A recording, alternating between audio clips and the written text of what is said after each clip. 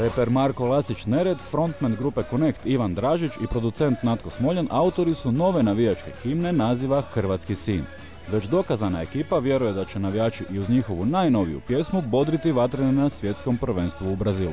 Mi već imamo nekako kontinuirano prepoznatljiv zvuk, tako da ljudi čim mi čuju na prvu znaju da je to iz naše kućne radionice. Prošlo već dosta dugo od kad je Connect izbacio samo jedno sa Zaprešić Boysima i Marko je izbacio Srce vatreno 2006. Evo, rekli smo ajde vrijeme je da probamo sad evo za Brazil napraviti još jednu takvu uspješnicu.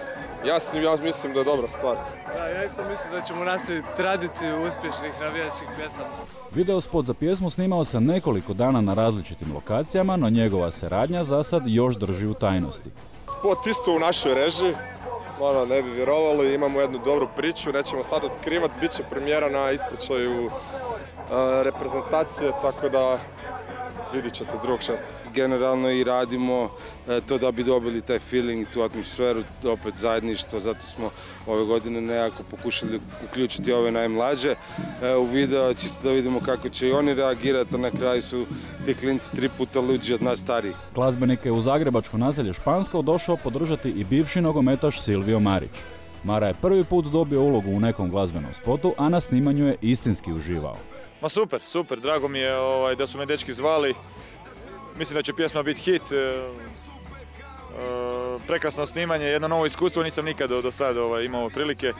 Puno djece i lijepi kadrovi, ja se nadam da će to biti super. Mara je kralj, Mara je odmah počeo, vidiš da je slušao 90-ih ove naše stvari pa je pokupio malo par tih motova. Marić je bio član legendarne generacije hrvatskih nogometaša koji su pod vodstvom Čire Blaževića 1998. godine u Francuskoj broncom ispisali najveći uspjeh vatrenih.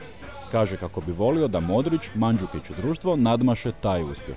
Imali smo tu sreću i kvalitetu, naravno da budemo treći na svijetu, što je bilo fenomenalno. Ja bi volio ovi dečki da budu čak i prvi, normalno, i navijamo svi za Hrvatsku i kažem,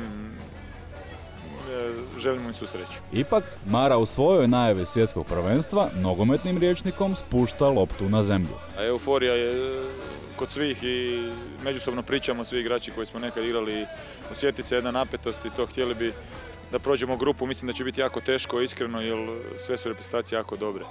Ljudi misle da smo mi favoriti uz Brazil, ali ja sam dosta oprezan jer znam ekipu Meksika i znam koliko je Kamerun neugodna ekipa, tako da ako prođemo grupu mislim da će biti velik uspjeh. Suze i osmijeh, čuvaj za tebe.